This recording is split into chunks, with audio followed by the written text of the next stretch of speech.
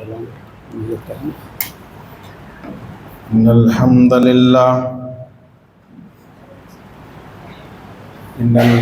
لله نحمده ونستعينه ونستغفره ونؤمن به ونعوذ بالله من شرور أنفسنا ومن سيئات أعمالنا من يهده الله فلا مضل له ومن يضلل فلا هادي له وأشهد أن لا إله إلا الله وحده لا شريك له وأشهد أن محمدا عبده ورسوله يا أيها الذين آمنوا اتقوا الله حق تقاته ولا تموتن إلا وأنتم مسلمون يا أيها الناس اتقوا ربكم الذي خلقكم من نفس واحدة وخلق منها زوجها وبث منهما رجالا كثيرا ونساء واتقوا الله الذي تساءلون به والأرحام إن الله كان عليكم رقيبا يا أيها الذين آمنوا اتقوا الله وقولوا قولا سديدا يصلح لكم أعمالكم ويغفر لكم ذنوبكم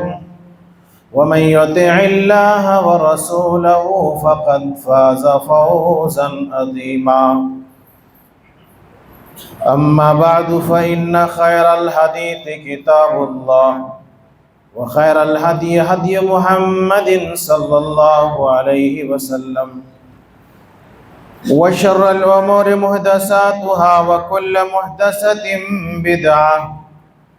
وكل بدعة ضلالة وكل ضلالة في النار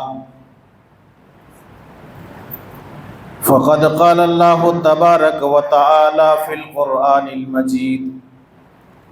أعوذ بالله من الشيطان الرجيم من همزه ونفخه ونفسه لقد من الله على المؤمنين إذ بعث فيهم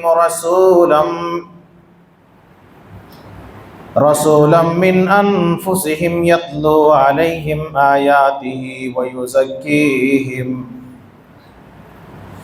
ويعلمهم الكتاب والحكمة وإن كانوا من قبل لفي ضلال مبين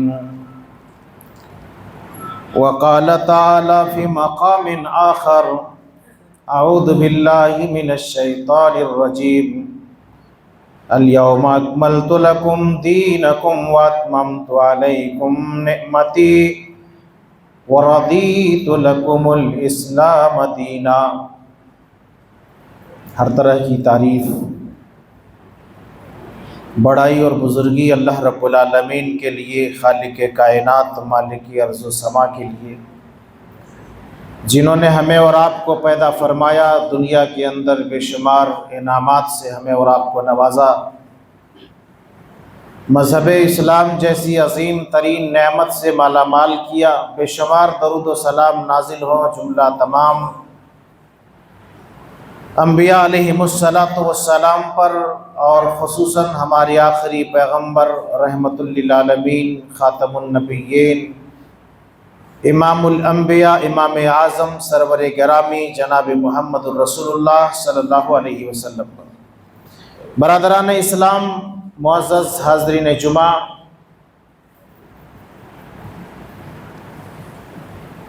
بزرگوں، نوجوان ساتھیوں، عزیز بچوں، پردہ نشین مائیں اور بہنیں، آج کے خطبہ جمعہ میں اس مہینے کا ایک سلگتا ہوا موضوع ہے میلاد النبی صلی اللہ علیہ وسلم کی حقیقت۔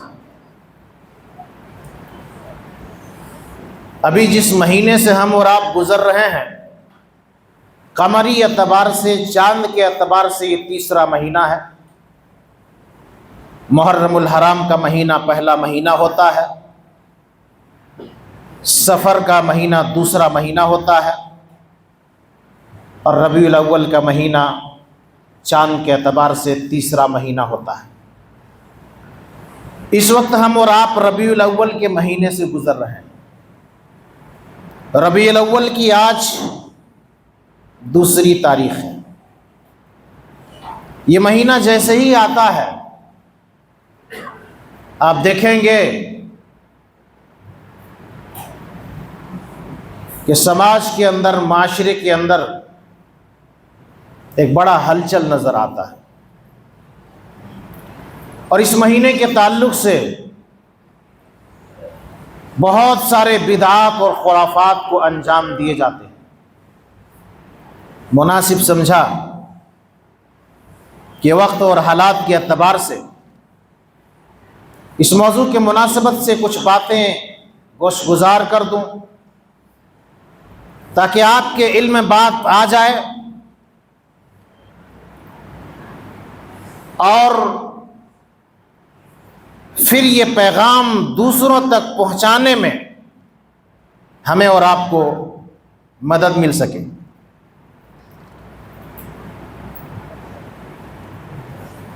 سب سے پہلے ہم اور آپ تھوڑا سا پیچھے چلتے ہیں۔ اسلام سے قبل نبی اکرم صلی اللہ علیہ وسلم کے بھیجے جانے سے قبل عرب کی حالت کیا تھی؟ اگر آپ قرآن اور حدیث کا مطالعہ کریں گے، تاریخ کے اوراق کو اگر آپ پلٹیں گے تو آپ کی روح کانپ جائے گی، حیران اور ششدر ہو جائیں گے۔ حضرت عیسیٰ علیہ السلام کو جب آسمان پر اٹھا لیا گیا، ایک لمبے وقفے کے بعد نبی اکرم صلی اللہ علیہ وسلم دنیا کے اندر مبعوث کیے گئے، دنیا کے اندر بھیجے گئے۔ تقریباً 570 سال کے بعد نبی اکرم صلی اللہ علیہ وسلم کو دنیا کے اندر بھیجا گیا۔ اس درمیان نبی صلی اللہ علیہ وسلم کے بھیجے جانے سے پہلے، آپ کی بعثت سے قبل، دنیائے انسانیت بالکل گراہ رہی تھی۔ لوگ ضلالت اور گمراہی میں ڈوبے ہوئے تھے، ہدایت کی راہ پر گامزن نہیں تھے۔ ایک انسان دوسرے انسان سے پریشان تھا، دیکھنے میں انسان تھے لیکن حیوانیت کی زندگی گزار رہی تھی، حیوانیت کی صفت ان کے اندر پائی جاتی تھی۔ ہر طرح کا ظلم، زیادتی، لوٹ گھسوٹ، قتل و غارت گری، درندگی، چوری چماری، شراب نوشی، جتنی قسم کی برائیاں تھیں سماج کے اندر، معاشرے کے اندر پائے جاتے تھے، اور ہر انسان بے چین تھا، بے قرار تھا، انسانیت کرا رہی تھی۔ حالات اتنے سنگین تھے، اتنے سنگین تھے کہ دین حنیف اور دین ابراہیم کو لوگوں نے کچل ڈالا تھا۔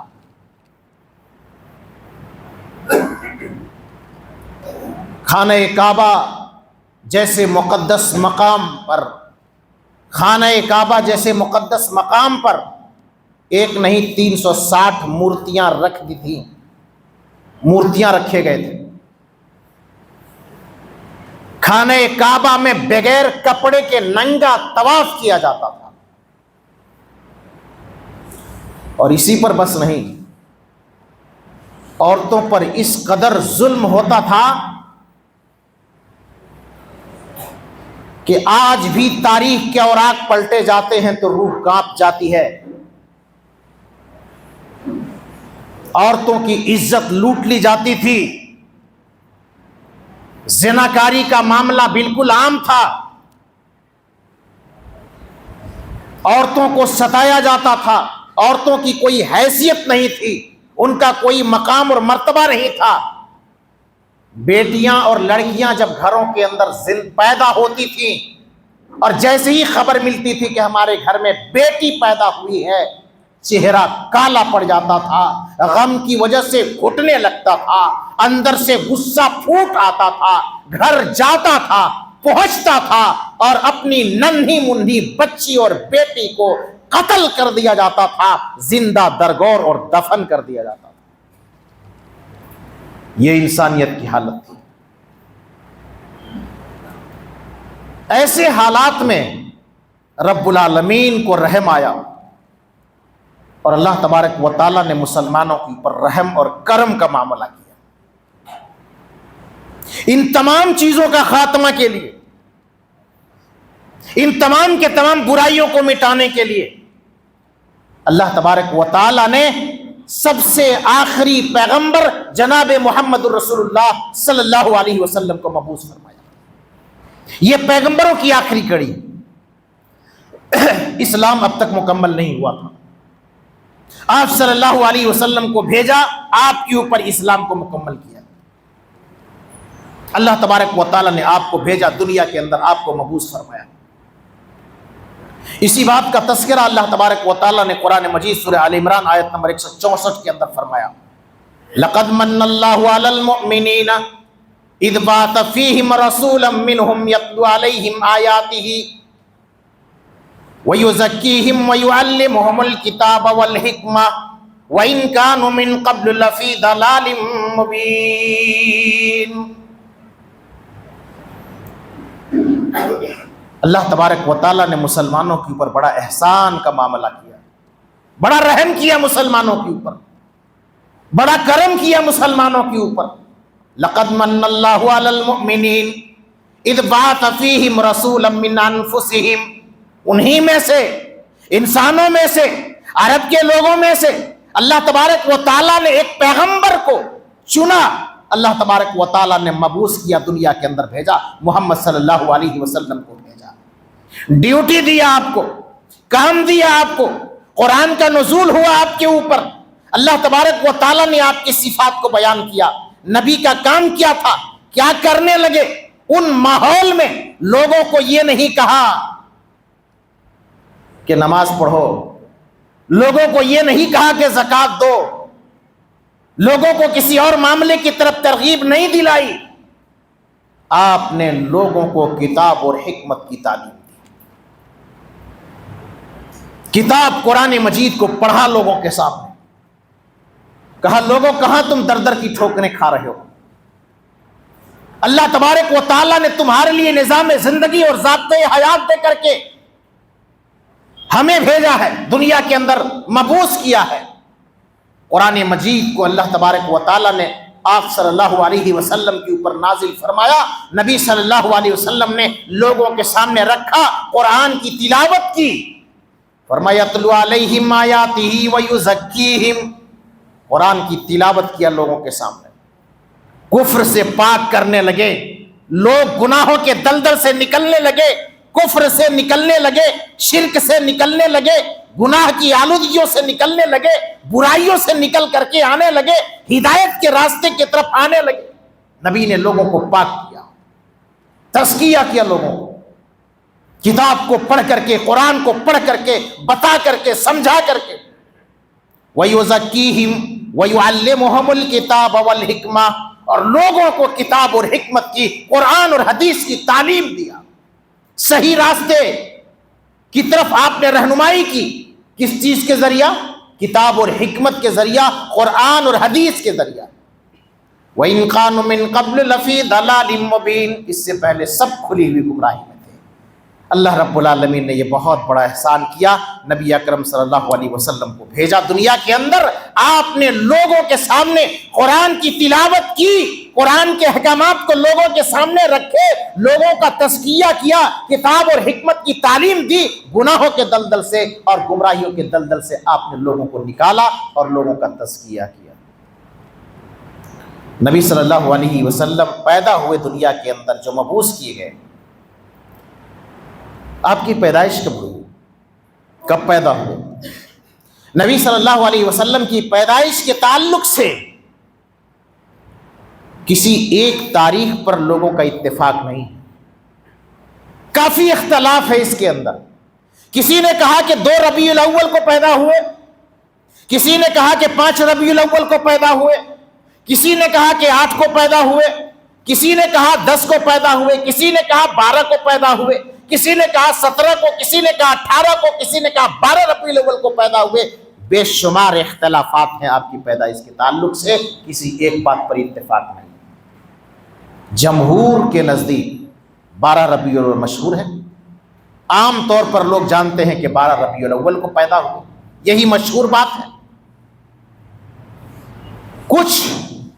سیرت نگاروں نے، جن کی بہت ہی آتھینٹک اور معتبر کتابیں ہیں، ان میں سے سید سلیمان منصور پوری رحمہ اللہ، سلمان ندوی رحمہ اللہ نے اپنی کتاب کے اندر 9 تاریخ کا ذکر کیا ہے، اور یہی زیادہ تر راجح قول ہے، واللہ اعلم بالصواب، لیکن اس میں کافی اختلاف ہے۔ 9 بھی کچھ لوگوں نے کہا ہے، 12 بھی کچھ لوگوں نے کہا ہے، اور دیگر تاریخیں بھی آپ کے سامنے میں نے رکھ دیے کہ کیسے کیسے اختلاف ہیں علماء کے، محدثین کے، نبی صلی اللہ علیہ وسلم کی پیدائش کے معاملے میں۔ 40 سال ہو گئے نبی صلی اللہ علیہ وسلم کو، 40 سال کے اندر نبوت ملی، قرآن کا اترنا شروع ہوا، اللہ تبارک و تعالیٰ نے آپ کو نبی بنایا، اللہ تبارک و تعالیٰ نے آپ کو پیغمبر بنایا، وحی کا سلسلہ چلا، اور پورے 23 سال میں اللہ تبارک و تعالیٰ نے پورے قرآن کو نازل کر دیا۔ 10 سال مکے کے اندر رہے، مکے کے لوگوں نے مکہ سے نکال دیا، اسی اسلام کے طرف بلانے کے جرم میں، اسلام کے طرف دعوت دینے کے جرم میں آپ کو مکہ سے نکال دیا گیا، آپ کو ہجرت کرنے پڑے، مدینہ ہجرت کیے، مدینے کے اندر 13 سال رہے، مکمل 23 سالہ زندگی جو تھی یہ نبوت کی زندگی تھی۔ نبوت کی جو زندگی تھی وہ 23 سال، اور پہلے کی زندگی 40 سال، کل ملا کر کے 63 سال کی زندگی نبی اکرم صلی اللہ علیہ وسلم نے پائی، اور قرآن مکمل ہوا۔ اللہ تبارک و تعالیٰ نے اس اسلام کو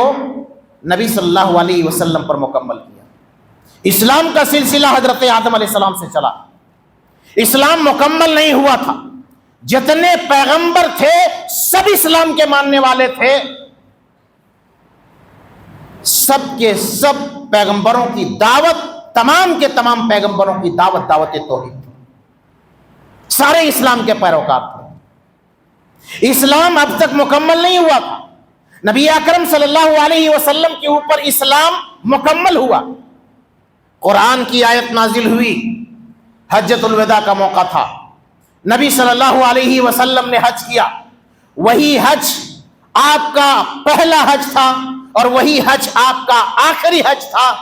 حجۃ الوداع کے نام سے یاد کیا جاتا ہے۔ آپ حجۃ الوداع میں تھے، آپ حج کے دوران تھے، عرفات کے میدان میں تھے، شام کا وقت تھا، جمعے کا دن تھا، قرآن کی آیت نازل ہوئی۔ حضرت عمر رضی اللہ تعالی عنہ کہتے ہیں کہ مجھے یاد ہے کہ وہ عرفات کا دن تھا، جمعے کا دن تھا، شام کا وقت قریب تھا، اور اسی موقع پر یہ آیت کریمہ نازل ہوئی کہ اسلام مکمل ہو۔ سورۃ المائدہ آیت نمبر 3، الیوم اکملت لکم دینکم واتممت علیکم نعمتی ورضیت لکم الاسلام دینا۔ اللہ اکبر، اے نبی صلی اللہ علیہ وسلم، دین کو، اسلام کو میں نے تمہارے اوپر مکمل کر دیا، آج مکمل کر دیا، اور اپنی نعمت کی تکمیل کر دی، اس اسلام سے، اس دین سے میں راضی برضا ہو گیا۔ یہ محبوب دین، یہ مقبول دین، اللہ تبارک و تعالیٰ کے نزدیک جس دین سے، جس اسلام سے، شریعت سے اللہ تبارک و تعالیٰ راضی برضا ہو گیا، اسلام مکمل ہو گیا۔ اسلام نبی کے زمانے میں ہی مکمل ہو گیا، یہ جملہ یاد رکھیے گا، اسلام نبی کے زمانے میں مکمل ہو گیا، اب کسی کو بھی اختیار نہیں ہے، قیامت تک آنے والے لوگوں کے لیے کسی کو بھی اختیار نہیں ہے کہ اس اسلام کے اندر کسی چیز کو گھٹائے اور کسی چیز کو بڑھائے، کسی کو نہیں، نہ صحابہ کو، نہ تابعین کو، نہ تبع تابعین کو، نہ ائمہ کو، نہ مفسرین کو، نہ محدثین کو، قیامت تک آنے والے کسی بھی مسلمان کو، کسی بھی انسان کو اختیار نہیں کہ اس اسلام میں گھٹائے یا بڑھائے۔ مکمل ہو گیا اسلام، بس اب جو اسلام ہے اسی کے اوپر عمل کرنا ہے۔ اسلام مکمل ہو چکا ہے، بالکل مکمل ہو چکا ہے۔ اب مکمل ہو جانے کے بعد اگر کوئی دین کے اندر نیا کام کرتا ہے، دین کے اندر کوئی نیا کام کرتا ہے اچھا سمجھ کر کے، ثواب سمجھ کر کے، نیکی سمجھ کر کے، تو صحیح بخاری اور صحیح مسلم کی ایک مشہور حدیث ہے، اما عائشہ رضی اللہ عنہا فرماتی ہیں، نبی اکرم صلی اللہ علیہ وسلم نے فرمایا من احدث فی امرنا ھذا ما لیس منہ فہو رد، جو کوئی نیا کام کرتا ہے اور وہ ہمارے دین میں سے نہیں، ہمارے شریعت میں سے نہیں، قرآن میں سے نہیں، حدیث میں سے نہیں، اللہ کے نبی صلی اللہ علیہ وسلم نے فرمایا وہ مردود ہے، وہ رد ہے، وہ قابل قبول نہیں، وہ ردی کی ٹوکری میں پھینک دی جائے، کوئی اس کا اعتبار نہیں ہے۔ نبی اکرم صلی اللہ علیہ وسلم نے اسی لیے ہمیں اور آپ کو تعلیم دی، ہمیں اور آپ کو سبق دیا، ہمیں اور آپ کو پیغام دیا، اور یہ پیغام بار بار دیا، ہر خطبے میں دیا، فَإِنَّ خَيْرَ الْحَدِيثِ كِتَابُ اللَّهِ وَخَيْرَ الْهَدْيِ هَدْيُ مُحَمَّدٍ صلی اللہ علیہ وسلم، سب سے بہترین کتاب اگر کوئی کتاب ہے تو اللہ کی کتاب ہے، اور سب سے بہترین طریقہ اگر کوئی ہے تو محمد رسول اللہ صلی اللہ علیہ وسلم کا طریقہ ہے۔ کامیابی اگر چاہیے تو اللہ کی کتاب کو سینے سے لگا لو، کامیابی اگر چاہیے تو محمد رسول اللہ صلی اللہ علیہ وسلم کا طریقہ اپنا لو۔ وَشَرَّ الْأُمُورِ مُحْدَثَاتُهَا وَكُلَّ مُحْدَثَةٍ بِدْعَةٍ وَكُلَّ بِدْعَةٍ ضَلَالَةٍ وَكُلَّ ضَلَالَةٍ فِي النَّارِ، اور دین کی اندر سب سے برا کام نیا کام ہے جو دین سمجھ کر کے، شریعت سمجھ کر کے انسان کرتا ہے، ثواب سمجھ کر کے کرتا ہے، اور ہر نیا کام بدعت ہے، اسی کو اسلام نے بدعت کہا ہے، اور ہر بدعت گمراہی ہے، اور ہر گمراہی جہنم میں لے جانے کا راستہ۔ جیسے ہی ربیع الاول کا مہینہ آتا ہے ایک نیا تماشا ہمیں اور آپ کو دیکھنے کو ملتا ہے، ایک شور، ایک ہنگامہ ہمیں اور آپ کو نظر آتا ہے۔ مسلمانوں کا ایک بہت بڑا طبقہ نبی صلی اللہ علیہ وسلم کے نام پر عید میلاد النبی مناتا ہے، مسلمانوں کا دوسرا طبقہ نہیں مناتا ہے، بالکل خاموش ہو کر کے وہ قرآن و حدیث کے مطابق وہ زندگی گزارنے کی کوشش کرتا ہے۔ ایک کہتا ہے کہ یہ میلاد منانا، نبی صلی اللہ علیہ وسلم کا برتھ ڈے منانا، یہ نبی صلی اللہ علیہ وسلم سے محبت کی علامت ہے، اور نبی صلی اللہ علیہ وسلم سے محبت کا اظہار کرتے ہوئے جشن بھی مناتے ہیں، جلوس بھی نکالتے ہیں، جھنڈا بھی لگاتے ہیں، اور شور و ہنگامہ بھی کرتے ہیں، برتھ ڈے کے نام پر، میلاد کے نام پر کیک بھی کاٹتے ہیں، یہاں تک کہ ناچتے بھی ہیں، گاتے بھی ہیں۔ یہ سارے کے سارے کام حرام کام ہے، یہ ناچ، یہ گانا، یہ شور، یہ ہنگامہ، یہ اسلام کے اندر درست نہیں ہے۔ اگر مان لیا جائے،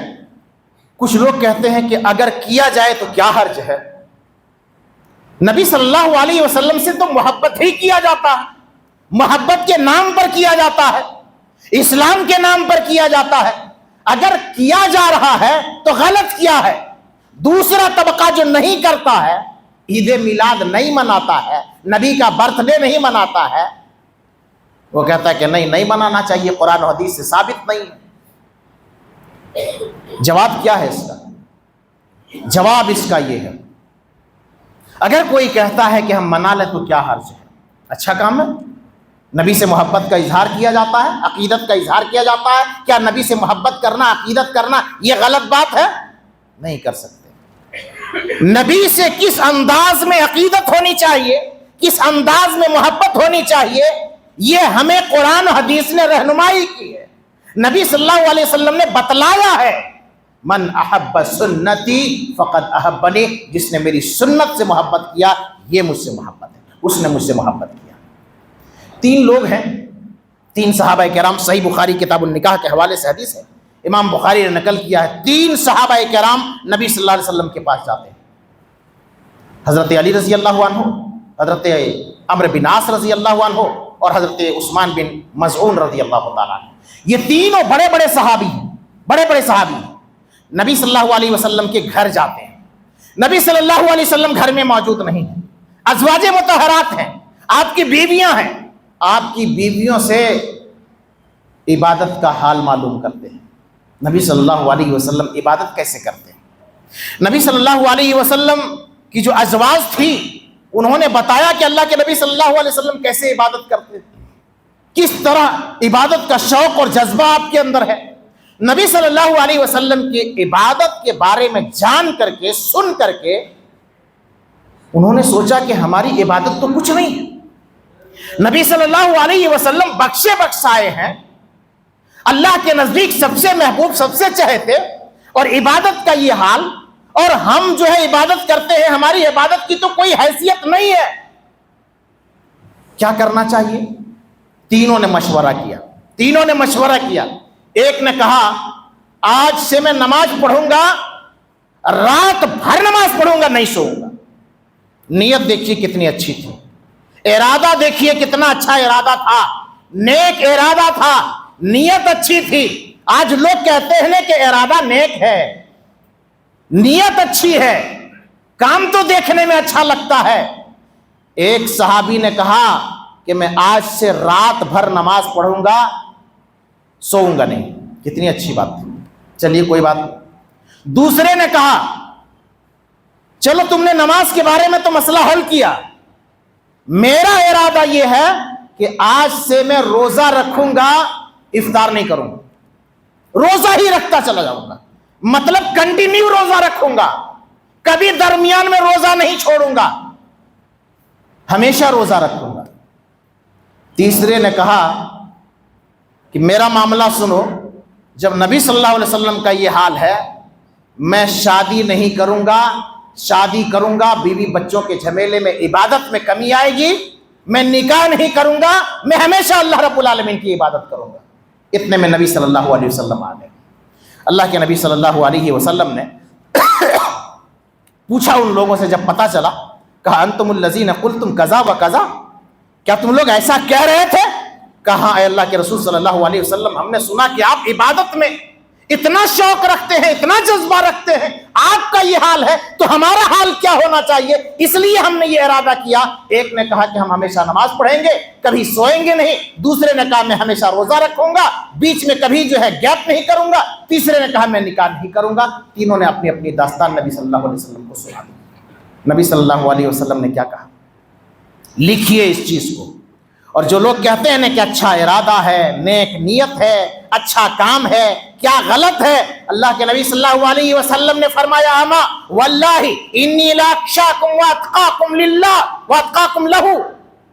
کہا لوگوں میں تم لوگوں سے زیادہ میں اللہ سے ڈرنے والا اور اللہ کا تقوی اپنے اندر رکھنے والا ہوں۔ سنو، میں نماز بھی پڑھتا ہوں،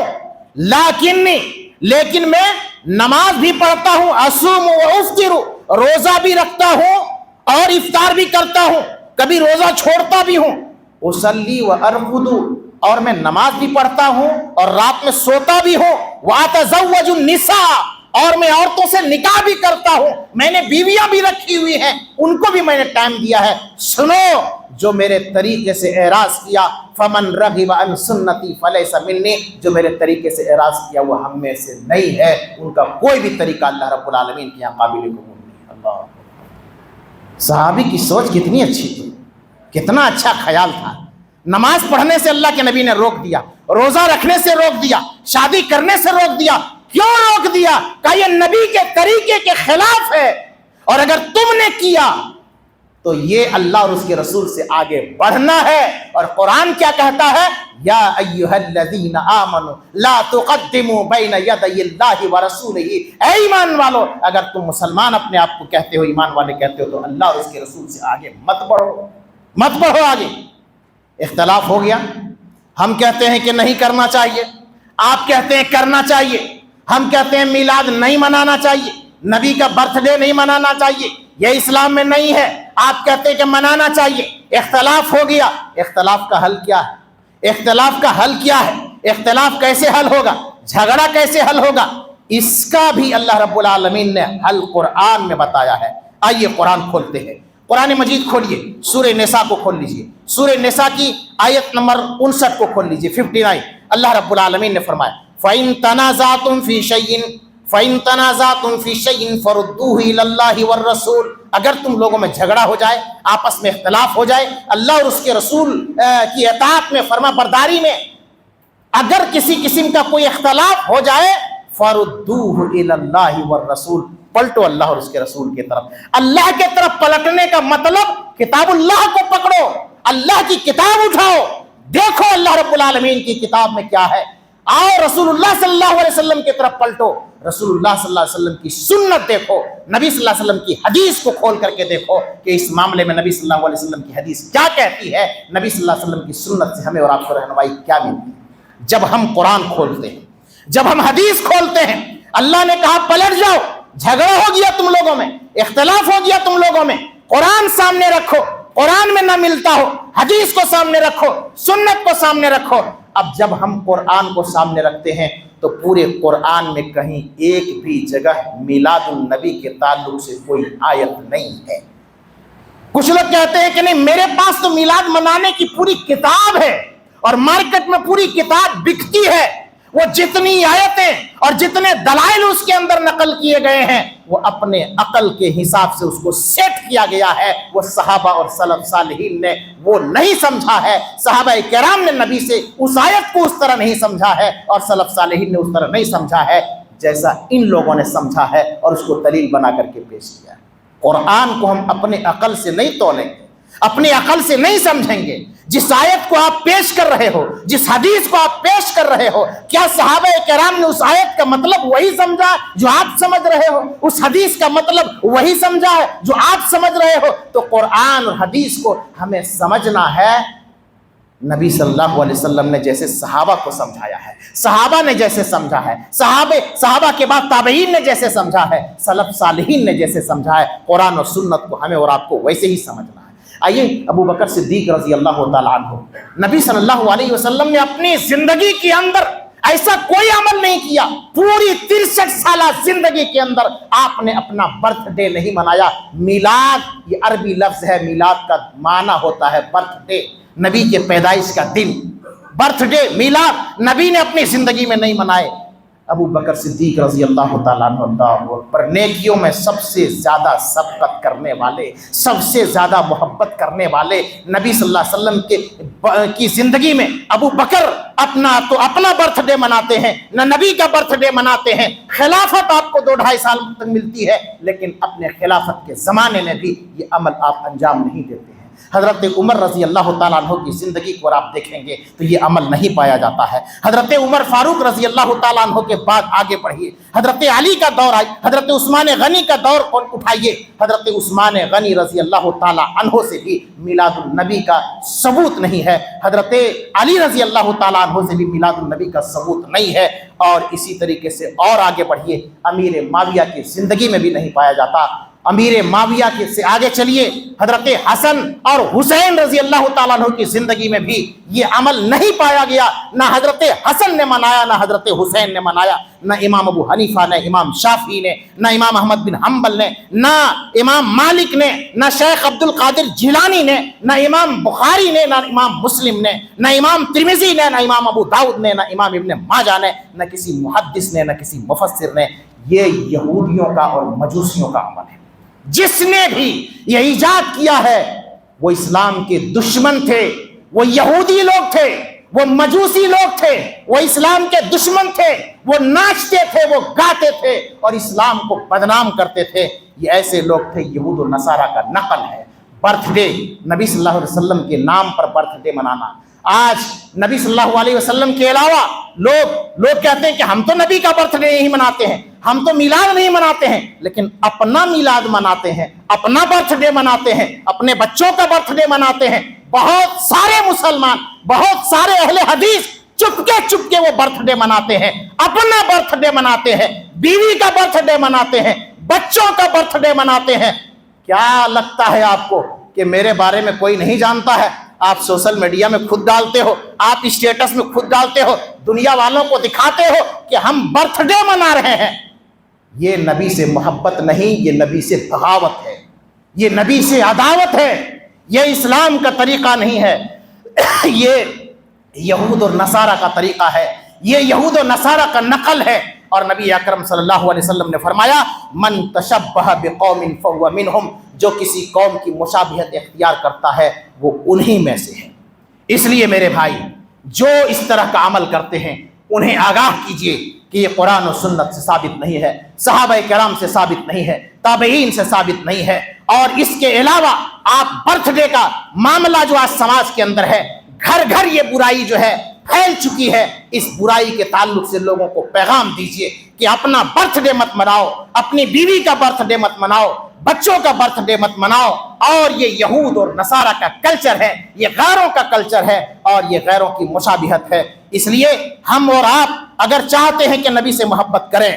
ہمیں اور آپ کو اگر نبی سے محبت ہے تو ہمارے لیے اور آپ کے لیے ضرورت یہ ہے کہ ہم نبی کریم صلی اللہ علیہ وسلم کی اطاعت کریں، ہم نبی کریم صلی اللہ علیہ وسلم کی اتباع کریں، ہم نبی صلی اللہ علیہ وسلم سے محبت کریں، ہم نبی صلی اللہ علیہ وسلم کی سنتوں پر عمل کریں، نبی صلی اللہ علیہ وسلم کو ہم اپنے لیے نمونہ بنائیں، اپنے گھروں میں، اپنے چھتوں میں جھنڈا نہ لگا کر کے اپنے چہرے پر اپنے جھنڈے کو لہرائیں اور داڑھی رکھنے کا اہتمام کریں اور نبی صلی اللہ علیہ وسلم کی سنت کا اہتمام کریں۔ نماز نبی صلی اللہ علیہ وسلم کے طریقے کے مطابق ہو، روزہ نبی کے طریقے کے مطابق ہو، حج اور صدقہ نبی کے طریقے کے مطابق ہو، لباس ہمارا نبی کے طریقے کے مطابق ہو، کھانا پینا ہمارا نبی کے طریقے کے مطابق ہو، تجارت اور کھیتی ہمارا نبی کے طریقے کے مطابق ہو، ملنا جلنا ہمارے نبی کے طریقے کے مطابق ہو، شادی بیاہ نبی کے طریقے کے مطابق ہو، معاملات ہمارا نبی ہو نبی صلی اللہ علیہ وسلم کے طریقے کے مطابق ہو، سب نبی صلی اللہ علیہ وسلم کے طریقے کے مطابق ہو۔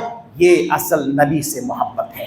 یہ میلاد النبی کی حقیقت کے تعلق سے چند باتیں آپ کے سامنے میں نے رکھنے کی کوشش کی۔ اللہ رب العالمین سے دعا ہے کہ اللہ تبارک و تعالیٰ اس حقیقت کو سمجھنے کی ہمیں اور آپ کو توفیق عطا فرمائے، ہر طرح کے بدعات و خرافات سے اللہ رب العالمین ہم سب کو محفوظ رکھے اور ہمیں ہر طرح کی سنتوں پر عمل کرنے کی توفیق عطا فرمائے۔ اللہ رب العالمین ہم سب کو ہر طرح کی پریشانیوں سے محفوظ رکھے۔ اللہ رب العالمین ہم سب کے گناہوں کو معاف فرمائے، زیادہ سے زیادہ نیکیاں کرنے کی توفیق عطا فرمائے، گناہوں سے محفوظ رکھے۔ آمین تقبل یا رب العالمین۔ بارک اللہ لنا ولکم فی القرآن العظیم ونفعنا وإیاکم بالآیات والذکر الحکیم۔